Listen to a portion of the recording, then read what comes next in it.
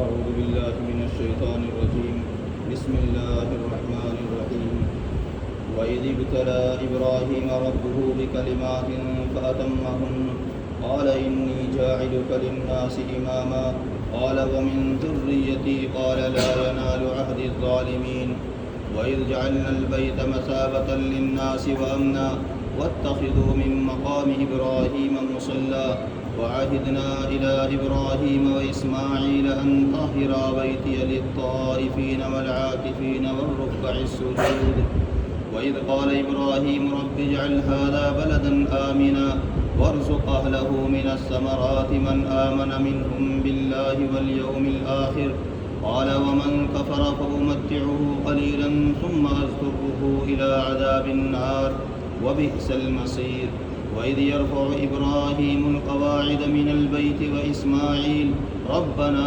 تقبل منا إنك أنت السميع العليم ربنا واجعلنا مسلمين لك ومن ذريتنا أمة مسلمة لك وأرنا مناسكنا وتب علينا إنك أنت التواب الرحيم.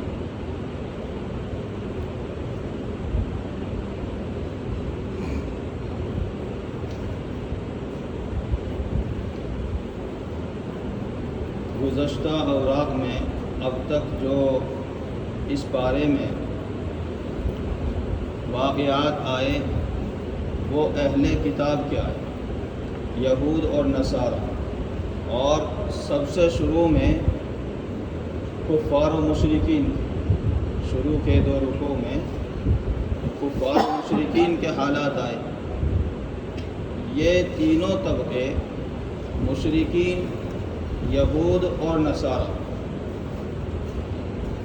تینوں طبقے اپنا پیشوا حضرت ابراہیم علیہ السلام کو مانتے ہیں۔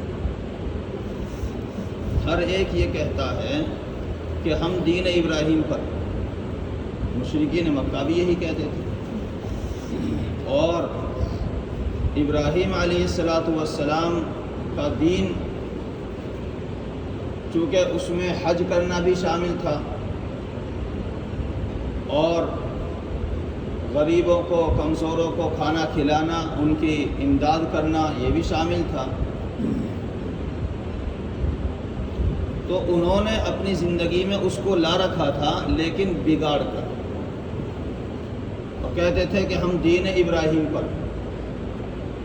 دین ابراہیم پر اصل شکل میں اس وقت کوئی نہیں تھا۔ ایک جماعت دنیا میں متفرق طریقے سے حضرت نبی کریم صلی اللہ علیہ وسلم کے زمانے تک رہی، لیکن وہ ایک جگہ نہیں کہ کسی جگہ مستقل وہ جماعت موجود ہو، وہ لوگ موجود ہوں، ایسا نہیں۔ جیسا کہ حضرت نبی کریم صلی اللہ علیہ وسلم کو جب نبوت ملی تو آپ گھر تشریف لائے، پہلی وحی کے بعد حضرت خدیجہ رضی اللہ تعالی عنہا، آپ کی بیوی، سب سے زیادہ آپ سے محبت کرنے والی اور سب سے پہلی آپ کے نکاح میں آنے والی، انہوں نے فرمایا کہ اللہ تعالیٰ آپ کو ضائع نہیں کرے گا، اور اللہ تعالیٰ آپ پر مہربان ہیں، آپ یتیموں کے ماوا، غریبوں کے ملجا، آپ بھوکوں کو کھانا کھلاتے ہیں، آپ کمزوروں کی مدد کرتے ہیں، آپ کو اللہ تعالیٰ ضائع نہیں کرے گا۔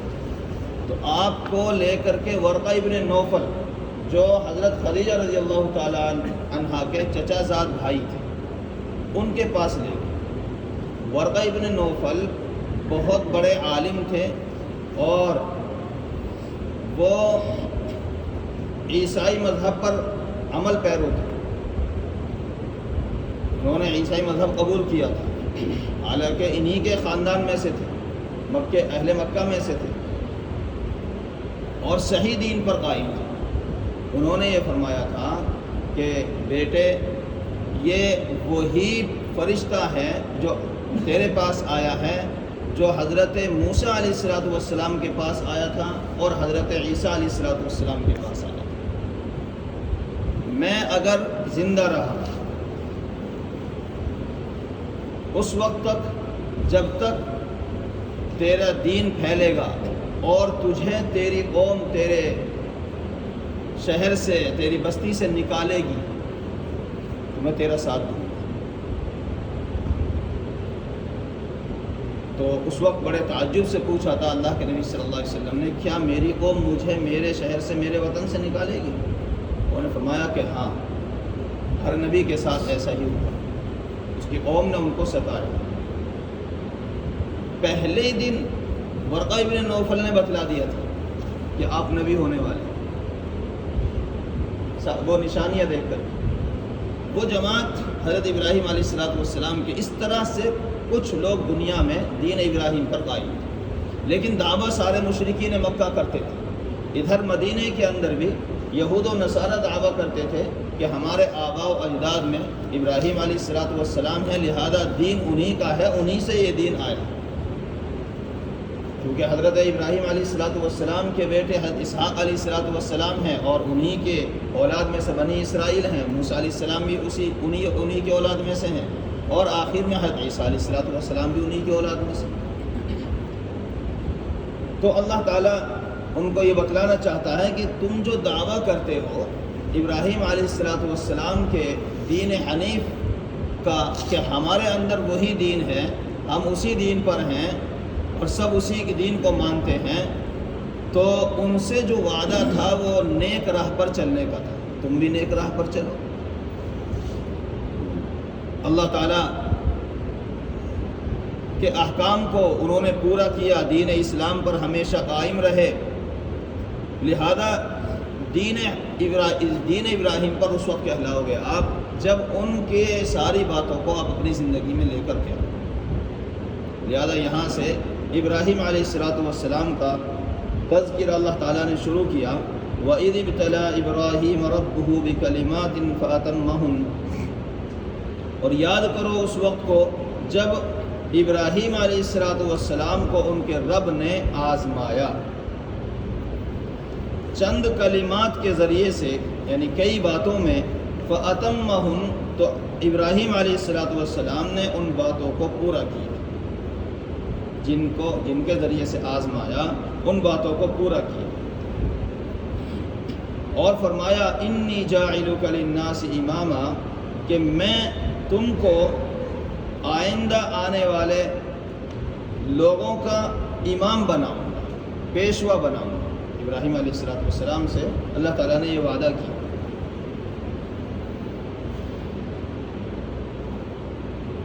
یہاں پر ایک نقطہ یہ ہے کہ وَإِذِ ابْتَلَىٰ إِبْرَاهِيمَ رَبُّهُ، قرآن کریم میں ایک ایک لفظ اپنی جگہ پر ایسا موزوں ہے کہ اگر اس کے خلاف سوچنے لگے، چاہے وہ گرامر کے خلاف آ رہا، لیکن یہاں پر گرامر بھی قرآن کے مطابق ہو جاتا ہے آ کر کے۔ فصاحت و بلاغت ایسی چیز ہے کہ اگر اس طرح سے نہ لاتے، قرآن کریم کے الفاظ کو اس طرح مرتب نہ کیا جاتا، تو جو فصاحت و بلاغت اور جو حکمت اس ترتیب میں ہے اس ترتیب میں نہ ہوتی۔ یعنی عربی کا قاعدہ یہ ہے، ایک ہوتا ہے فاعل، فعل، ایک ہوتا ہے فاعل اور ایک ہوتا ہے مفعول، یعنی ایک تو وہ عمل جس کو کیا جائے، ایک اس عمل کا کرنے والا، اور ایک وہ جس پر وہ عمل کیا جائے۔ اس سے ملا کر ایک جملہ، ایک ورب بنتا ہے۔ ہونا یہ چاہیے تھا قواعد کے لحاظ سے وَإِذِ ابْتَلَىٰ رَبُّهُ إِبْرَاهِيمَ، ربہ پہلے ہونا چاہیے گرامر کے لحاظ سے، کہ فاعل پہلے ہوتا ہے، کہ ان کے رب نے، یعنی پہلے رب کا تذکرہ ہوتا اور بعد میں ابراہیم علیہ السلام کا تذکرہ ہوتا، لیکن پہلے ابراہیم علیہ السلام کا تذکرہ کیا اس آیت میں، وَإِذِ ابْتَلَىٰ إِبْرَاهِيمَ رَبُّهُ۔ اس کے ذریعے سے یہ بتلانا مقصود ہے کہ جو واقعہ ہم بتلانا چاہتے ہیں اور شروع کر رہے ہیں حضرت ابراہیم علیہ السلام کا، وہ ابراہیم علیہ السلام ایک جلیل القدر عظیم انسان ہیں، عظیم پیغمبر۔ ان کی جلالت شان کو بتلانے کے لیے اپنے رب کے نام سے بھی پہلے ابراہیم علیہ السلام کا نام لے کے آیا خدا تعالیٰ۔ اہمیت کو بتلانے کے لیے کہ تم جس کو اپنا پیشوا مانتے ہو وہ اتنا بڑا شخص ہے، اتنا بڑا شخص ہے کہ اللہ تعالیٰ نے بھی اپنے نام سے پہلے ان کا نام آیت کے اندر دیا۔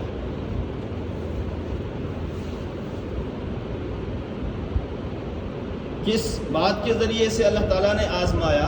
دراصل انبیاء علیہم السلام کی جو آزمائش ہوتی ہے، جو امتحان ہوتا ہے، وہ دنیا کے امتحان کی طرح نہیں ہوتا کہ کوئی چیز علمی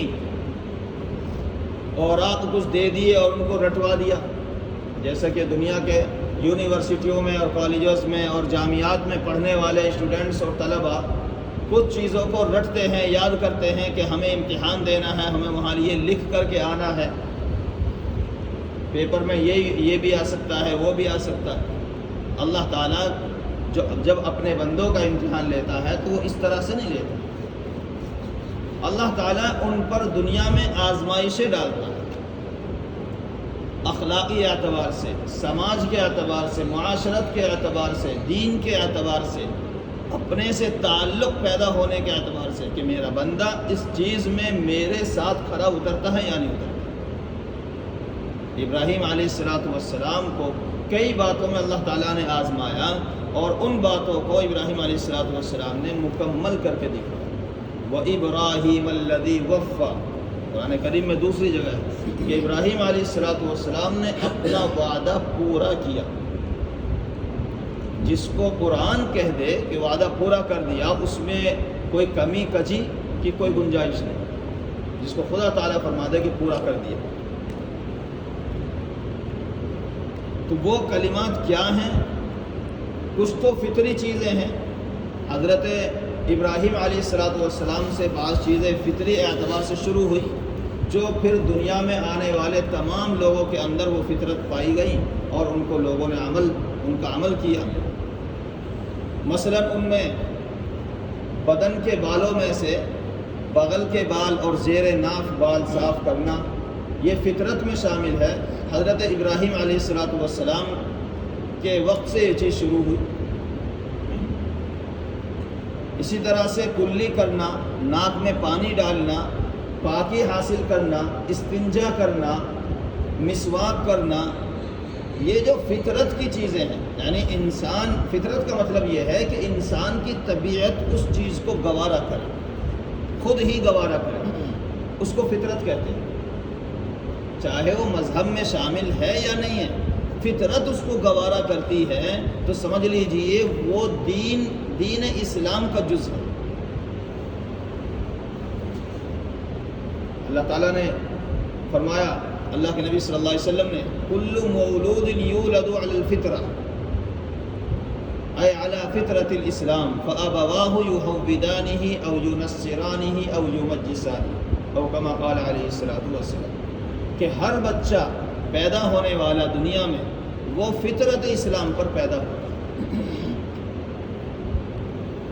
فطرت اسلام پر، یعنی اگر اس کے ماں باپ، اس کے والدین اس کو مذہب نہ سکھائیں کچھ بھی، تو خود اس کی فطرت یہ گوارا کرتی ہے کہ وہ یہ سمجھے کہ واقعی زمین و آسمان کا پیدا کرنے والا کوئی ہے، جس کی بڑی طاقت ہے۔ یہ پیڑ پودے، زمین و آسمان، چاند سورج، دریا پہاڑ، خود بخود ان کا نظام نہیں چل رہا، وہ اس عقل میں اس کی یہ بات آتی ہے کہ اس کا کرنے والا کوئی اور ہی ہے، جو وراء الورا کوئی ذات ہے، یہ خود سب کچھ اپنے آپ نہیں ہو رہا۔ دنیا میں کتنے ہی لوگ آئے جنہوں نے خدائی کا دعویٰ کیا، بڑے بڑے ظالم جابر بھی ہوئے اور کچھ کے کچھ وعدے کیے، لیکن کوئی شخص بھی ایسا نہیں آیا خدائی کا دعویٰ کرنے والا بھی جس نے یہ دعویٰ کیا ہو کہ میں نے زمین بنائی، میں نے آسمان بنائے۔ کسی نے یہ وعدہ نہیں، یہ دعویٰ نہیں کیا، یہ دعویٰ نہیں کیا کسی نے کہ میں نے آسمان بنایا، میں نے سورج بنایا، میں نے چاند بنایا۔ یہ فطرت کی چیز ہے کہ اللہ تعالیٰ اپنے بندوں کو، اگر وہ پیدا کرنے کے بعد اس کے والدین اس کو کسی مذہب کی طرف نہ لے جائیں، تو اس کا ذہن خود بخود اللہ تعالیٰ کی طرف، ذات اقدس کی طرف جاتا ہے۔ پھر اللہ کے نبی نے فرمایا فَأَبَوَاهُ يُهَوِّدَانِهِ، پیدا ہونے کے بعد اس کے والدین اس کو یہودی بناتے ہیں، او یُنَصِّرَانِهِ، یا اس کو نصرانی بناتے ہیں، او یُمَجِّسَانِهِ، یا اس کو مجوسی یا مشرک بناتے ہیں۔ وہ تو جس طریقے پر والدین اس کو ڈھال دیں گے وہ بچہ ادھر ڈھل جائے گا، ورنہ اس کی فطرت اسلام ہے۔ تو حضرت ابراہیم علیہ السلام کو فطرت والی چیز عطا فرمائی گئی جو دین حنیف میں شامل ہوئی، اور ابراہیم علیہ السلام کا دین ہی دین اسلام بھی وہی دین۔ اس امت کو بھی وَاتَّبِعُوا مِلَّةَ إِبْرَاهِيمَ حَنِيفًا، یہ فرمایا گیا کہ ملت ابراہیم جو سراسر دین حنیف ہے اس کی اتباع کرو۔ اللہ تعالیٰ نے وہ چیزیں عطا فرمائی۔ پھر حضرت عبداللہ بن عباس رضی اللہ تعالیٰ عنہما فرماتے ہیں کہ سارا اسلام 30 چیزوں میں دائر ہے۔ 30 چیزیں ہیں جن کے اندر سارا اسلام دائر۔ جس شخص نے ان کو اپنے اندر لے لیا اس نے سارا اسلام اپنے اندر لے لیا۔ وہ ان 30 چیزوں کا تذکرہ قرآن کریم میں۔ التائبون العابدون الحامدون السائحون الراکعون الساجدون الآمرون بالمعروف والناہون عن المنکر والحافظون لحدود اللہ، یہ 10 چیزیں۔ اور سورہ مومنین کی شروع کی 10 آیتیں، شروع کی آیتیں ہیں 10 آیتیں۔ قد افلح المؤمنون الذین هم فی صلاتهم خاشعون والذین هم عن اللغو معرضون والذین هم للزکاة فاعلون، یہ آگے تک اولئک هم الوارثون تک، یہاں تک 10 چیزیں ہیں۔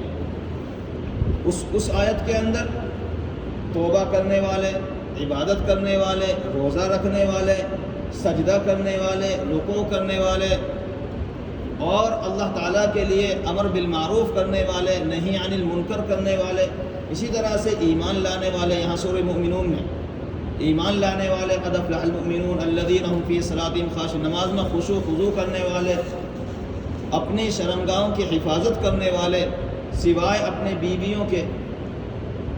10 چیزیں اس میں شامل کی، اور 10 چیزیں پھر سورہ احزاب میں، ان المسلمین والمسلمات والمؤمنین والمؤمنات والقانتین والقانتات والصادقین والصادقات، آخر تک 10 چیزیں اس میں۔ یہ 30 چیزیں ہیں۔ ابراہیم علیہ السلام نے ان 30 چیزوں کو اپنے اندر کامل طریقے سے لیا اور ان کو اچھی طرح سے ادا کیا۔ حضرت عبداللہ ابن عباس رضی اللہ تعالیٰ عنہ جو قرآن کریم کے بڑے ماہر اور مفسر اول ہیں، حضرت نبی کریم صلی اللہ علیہ وسلم نے ان کے لیے دعا کی تھی، اللہ اس کو قرآن کا علم عطا فرما۔ تو صحابہ کرام میں سے کسی شخص کو ضرورت پڑتی ہے قرآن کریم کی تفسیر معلوم کرنے کی اور اس کا آیت کا مطلب معلوم کرنے کی، تو وہ حضرت عبداللہ بن عباس رضی اللہ تعالیٰ کے پاس جاتے تھے، اس کا مطلب کیا ہے۔ آپ فرماتے ہیں کہ یہ 30 چیزیں ایسی ہیں جن کو ابراہیم علیہ السلام نے کامل طریقے سے ان کو پورا کیا۔ اللہ تعالیٰ نے ان کے ذریعے سے آپ کی آزمائش کی تھی۔ تو یہ فرمایا وَإِذِ ابْتَلَىٰ إِبْرَاهِيمَ رَبُّهُ بِكَلِمَاتٍ فَأَتَمَّهُنَّ، اور یاد کرو اس وقت کو جب ابراہیم علیہ السلام کو ان کے رب نے آزمایا چند کلمات، کئی باتوں میں، چند کلمات کے ذریعے سے، فَأَتَمَّهُنَّ، تو انہوں نے ان کو پورا کیا، اس میں پورے اترے۔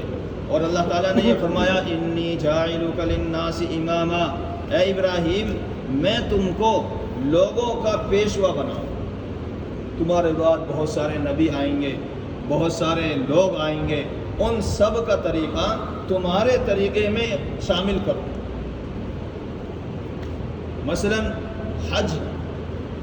حج کے جو طریقے ہیں، حضرت ابراہیم علیہ السلام نے آواز دی سب کو، جب اللہ تعالیٰ نے آپ کو وہاں بھیجا کعبے مکہ مکرمہ کے اندر، یہاں پر بھی کئی چیزوں میں اللہ تعالیٰ نے آزمایا۔ جب آپ نے دعوت کا کام شروع کیا تو بالکل کفر کے ماحول میں، یہاں تک کہ آپ کے والدین بھی بتوں کی پرستش کرتے تھے، خود حضرت آدم علیہ السلام کے والد بتوں کو تراشتے تھے اور نمرود کے دربار کے درباری تھے. اپنے والد کو بھی انہوں نے سمجھایا، بہت ان کے لیے دعائیں کی، یہاں تک کہ نمرود نے آپ سے تنگ آ کر، پریشان ہو کر کہ یہ تو دعوت اپنی ہی دعوت دیتا ہے، مجھے خدا نہیں مانتا، ان کو آگ میں جلانے کا فیصلہ کیا، زندہ جلانے کا. لیکن ابراہیم علیہ السلام نے اللہ کے حکم کے آگے اپنا سر نگوں کیا اور اپنے آپ کو حوالے کر دیا.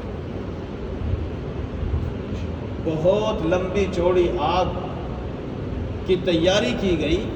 تفسیر قرطبی میں ہے کہ 1 میل لمبا اور 1 میل چوڑا میدان تیار کیا گیا اور اس میں لکڑیاں جمع کی گئیں، اور لکڑیاں ایک دم سے نہیں، بہت دن تک، سالوں تک اس میں لکڑیاں جمع ہوئی تھیں. اور عورتیں اور لوگ منتیں مانتے تھے کہ فلاں کام اگر میرا ہو گیا، اس کام کو بہت اچھا ثواب کا کام سمجھتے تھے لکڑیاں وہاں جمع کرنے کے لیے، کہ میرا فلاں کام ہو گیا تو میں ابراہیم کی آگ کے لیے اتنی لکڑیاں دوں گی. آدمی بھی کہتے تھے میرا فلاں کام ہو گیا تو میں نار ابراہیم پر اتنی لکڑیاں چڑھاؤں گا، اس سے کوئی نیکی کا کام ہو. اس طرح سے بہت بڑا میدان ہوا اور اس میں حضرت ابراہیم علیہ السلام کے لیے لکڑیاں جمع کی گئیں. اتنا بڑا میدان، آگ لگائی گئی اس میں، تو اس میں کیسے ڈالیں؟ ابراہیم علیہ السلام کو شیطان نے ان کو بتلایا کہ منجنیق تیار کیجیے، یعنی غلیل نما، کہ اس میں وہ آپ نے دیکھا ہوگا کہ کھیتوں کے اندر لوگ جو ہے پٹا باندھتے ہیں، اس کو گھماتے ہیں اور اس میں ڈیرا رکھتے ہیں، ٹھیلا رکھتے ہیں اور اس کو گھما کر کے بہت دور ڈیرا جاتے ہیں. شیطان نے بتلایا کہ اس طرح کی آپ چیز بنائیے اور اس کو 2 آدمی پکڑ کر کے اس میں بٹھا کر کے ابراہیم علیہ السلام کو اس طرح سے پھینکے، اور ایسے ہی کیا گیا. جب اس میں آگ لگ گئی اور ابراہیم علیہ السلام کو وہاں پھینکا گیا تو سارے فرشتے مچلنے لگے، اے اللہ اپنے خلیل کی اب تو مدد فرما، آپ اے اللہ ہمیں بھیج دیجیے، ہم ان کی مدد کرتے ہیں. اللہ تعالیٰ نے فرمایا جاؤ، تو میرا خلیل اگر تم سے مدد مانگنا چاہے تو اس کی بے شک مدد کرو. آئے فرشتے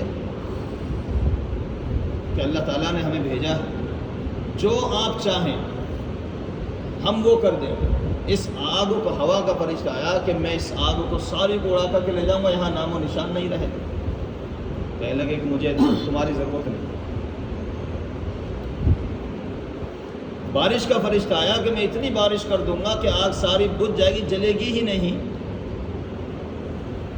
کہ میرا پروردگار مجھے دیکھ رہا ہے یا نہیں دیکھ رہا؟ کہ ہاں دیکھ رہا ہے. اس کو معلوم ہے یا نہیں معلوم ہے؟ کہ معلوم ہے. کہ جب وہ دیکھ رہا ہے، معلوم ہے، بس میرے لیے میرا خدا کام دیکھ رہا ہے نا، وہ کسی سے مدد نہیں لی. اور یہ بات نہیں ہے کہ یہ ابراہیم علیہ السلام ہی کے لیے ہو سکتا تھا. بس جو شخص اس یقین کے ساتھ دنیا میں خدا کے ظالم جابروں کے سامنے دعوت کے لیے ایسا کھڑا ہو مضبوط ستون، اللہ تعالیٰ ہر ایک کی ایسے ہی آج بھی مدد کرنے والا ہے. کیوں؟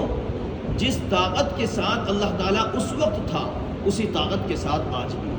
اس کی طاقت میں کمی نہیں ہے، ہمارے ایمان میں کمی آئی. ہم اپنے ایمان سے کمزور ہوئے ہیں، وہ اپنی طاقت سے کمزور نہیں ہوتے.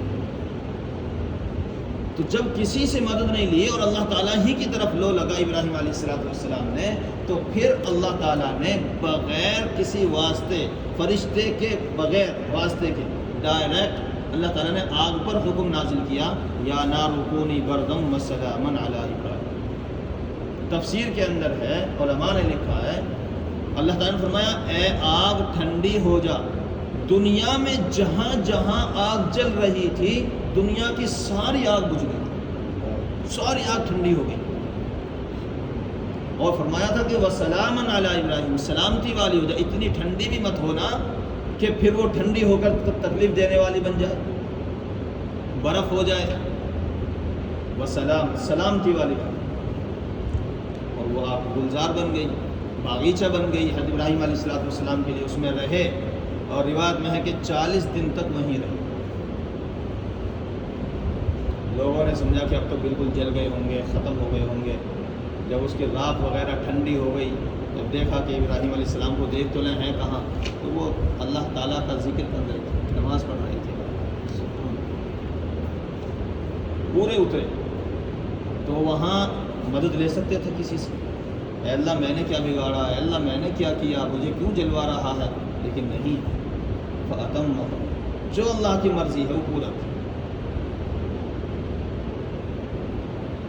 چہیتی بیوی کے لیے حکم ہوا، بیٹا پیدا ہو گیا اسماعیل علیہ السلام، ان کے لیے حکم ہوا کہ ان کو لے جائیے اور دونوں کو کسی لق و دق میدان کے اندر وہاں چھوڑ کر کے آئیے۔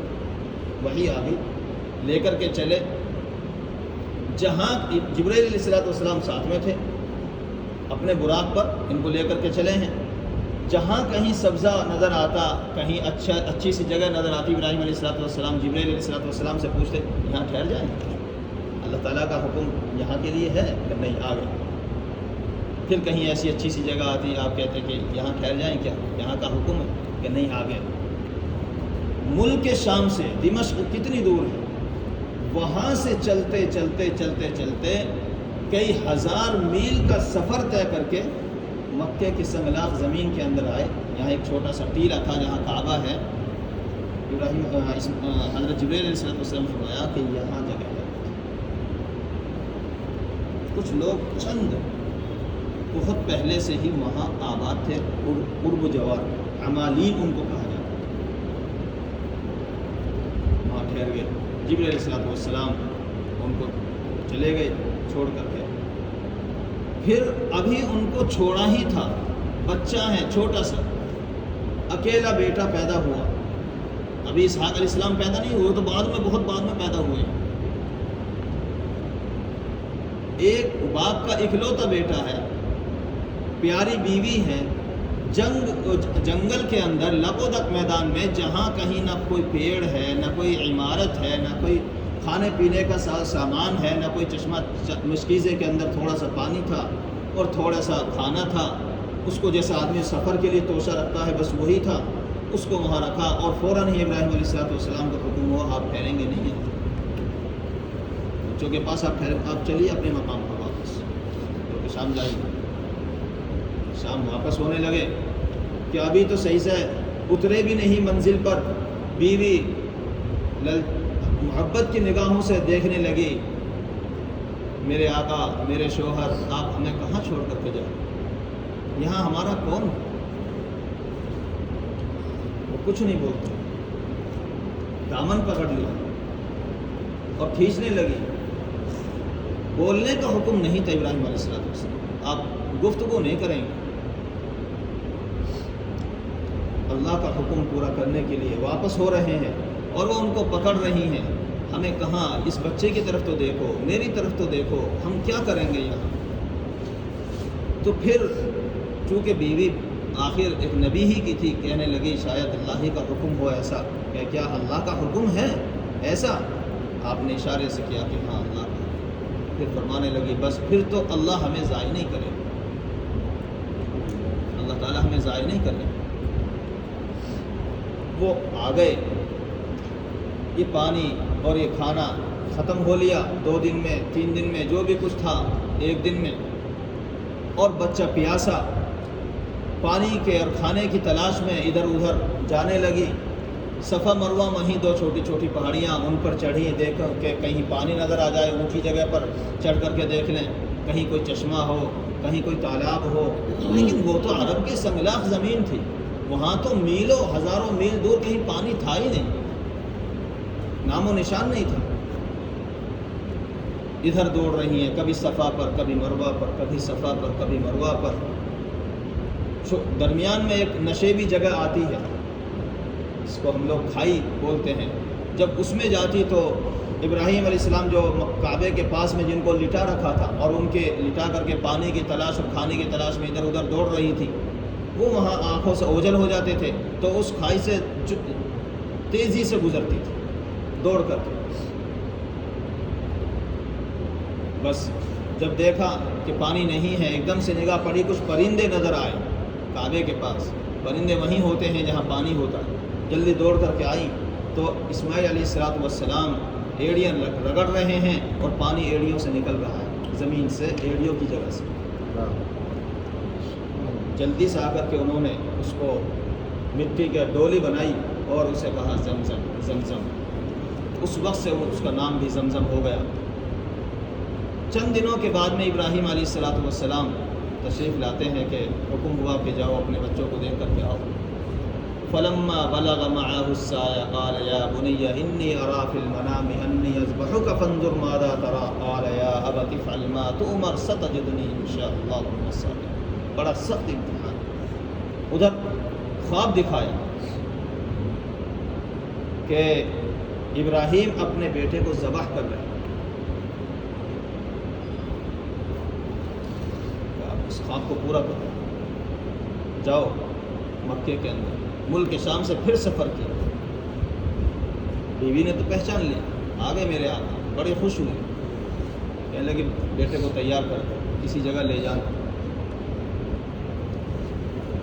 جب بڑھاپے کی حالت میں ایک بیٹا نو مولود خوبصورت سا جس سے زندگی کی آس لگائی جاتی کہ یہ میرا وارث بنے گا، میرے بڑھاپے کا سہارا بنے گا، ایسی حالت میں کتنا پیار ہوگا اپنے بچے سے. وہاں کیا حکم ہے؟ اسے لے جائیے، اپنا خواب پورا کیجیے، اس کو ذبح کرنا. چھری بھی رکھ لی، تیز کر لی پہلے ہی سے، اس کو چھپا کر کے رکھی، بیوی نے دیکھ لی اور اس کو تیار کرایا، نہلایا دھلایا اپنے بیٹے کو اسماعیل علیہ السلام کو. بلوغ کے قریب البلوغ یعنی 12-13 سال یا 8-10 سال کی عمر کو جب بچہ سمجھدار ہوتا ہے، اپنے اچھے برے کو سمجھنے لگتا ہے، یہ وہ وقت ہے. جانتا پہچانتا ہے محبت کیا چیز ہوتی ہے، ماں باپ کیا ہوتے ہیں. ابو جی آ گئے، چلو ابو جی کے ساتھ چلتے. فرماتے ہیں کہ ایک جگہ لے گئے جہاں لے جانا تھا منزل مقصود پر. شیطان نے ادھر بھی بہکایا ادھر بھی بہکایا.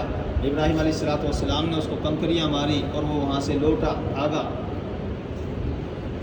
اور پھر فرمایا کہ بیٹے میں نے ایسے سے خواب دیکھا کہ میں تمہیں ذبح کر رہا ہوں. یا وتی فالمات عمر، وہ بھی تو ابراہیم اسماعیل علیہ السلام ابراہیمی کے ابا جان جو آپ نے دیکھا اسے پورا کیجیے.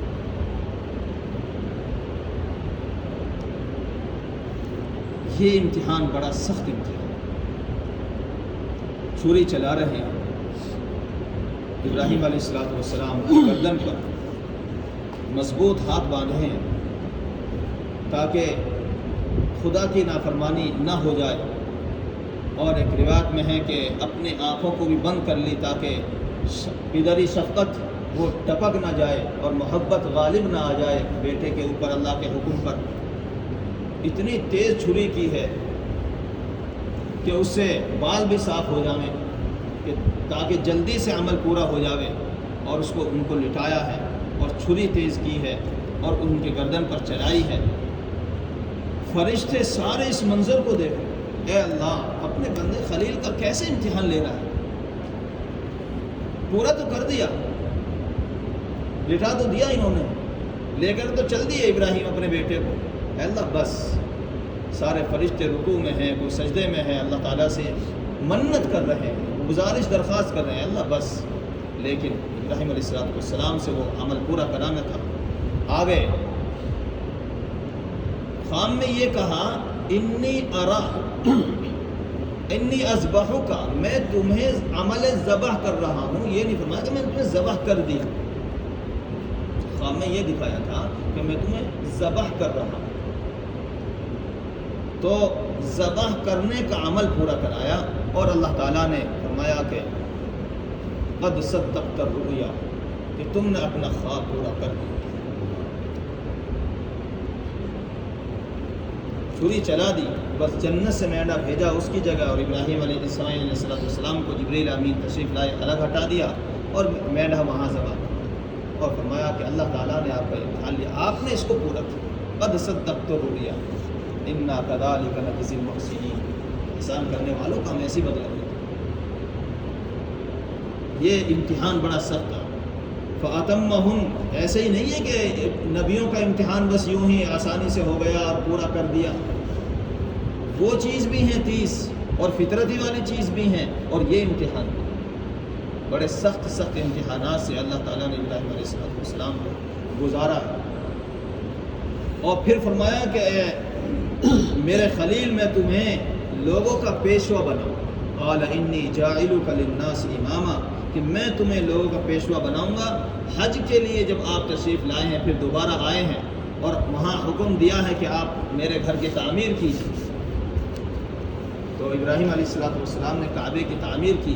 جب کعبے کی تعمیر پوری ہو گئی تو فرمایا کہ آپ اعلان کیجیے تاکہ لوگ حج کے لیے آئیں۔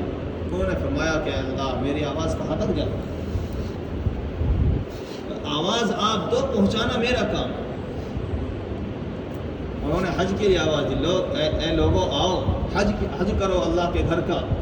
حدیث پاک میں ہے کہ اس وقت میں یہ آواز دنیا کے ہر انسان کے پاس پہنچی، یہاں تک کہ جو لوگ اپنے باپ کی پشت میں تھے، آدم آخری انسان تک، سب کے پاس یہ آواز پہنچی ہے، اور سب نے اس وقت لبیک کہا ہے۔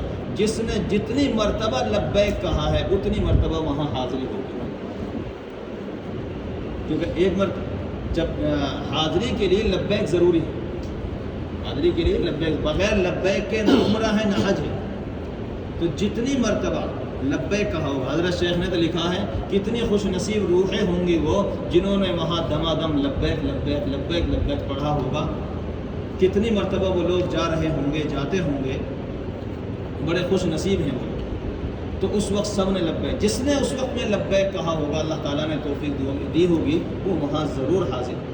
اللہ تعالیٰ ہم کو بھی اپنے پاک گھر کی سب کو زیارت نصیب فرماوے اور حج بیت اللہ نصیب فرماوے۔ قال ومن ذریتی، جب ان کے لیے حکم ہو گیا کہ میں تمہیں امام بناؤں گا، تو یاد رہا اپنا نسب، اپنی اولاد بھی یاد رہی کہ میں تو اتنی قربانی دے رہا ہوں، میرے بیٹے ہیں، میرے پوتے بھی ہوں گے، میری اولاد بھی آئے گی۔ اللہ تعالیٰ سے دعا کرنے لگے، اے اللہ میری اولاد میں سے بھی پیشوا بنا۔ آپ نے فرمایا اللہ تعالیٰ نے، ہاں بناؤں گا، لیکن جو ظلم کرنے والے ہوں گے ان کو میرا یہ وعدہ نہیں پہنچے گا۔ آپ کی اولاد میں ایسے بھی ہوں گے جو میرے حکم کی نافرمانی کریں گے۔ کبھی تو بہت وقت ہے قیامت، یعنی ابراہیم علیہ السلام کافی وقت، 6000 سال پہلے، 5000 سال پہلے کے ہیں آپ سے۔ قال لا ینال عہد الظالمین، فرمایا کہ نہیں پہنچے گا میرا یہ عہد ظالموں کو، جو میں نے تم سے عہد لیا ہے یہ میرے نیک بندوں کو پہنچے گا۔ معلوم ہوا کہ نبوت جو ملتی ہے وہ صرف نیک بندوں میں، یا جو ولایت ملتی ہے وہ صرف نیک بندوں کو ملتی ہے۔ اللہ تعالیٰ ہمیں ابراہیم علیہ السلام کی اس عہد میں ہمیں بھی شامل فرماوے، اور ہمیں بھی اللہ تعالیٰ اپنے گھر کی زیارت نصیب فرماوے، اور جو چیزیں ابراہیم علیہ السلام پر انعامات اللہ تعالیٰ نے کیے ہیں ہمیں بھی وہ عطا فرمائے۔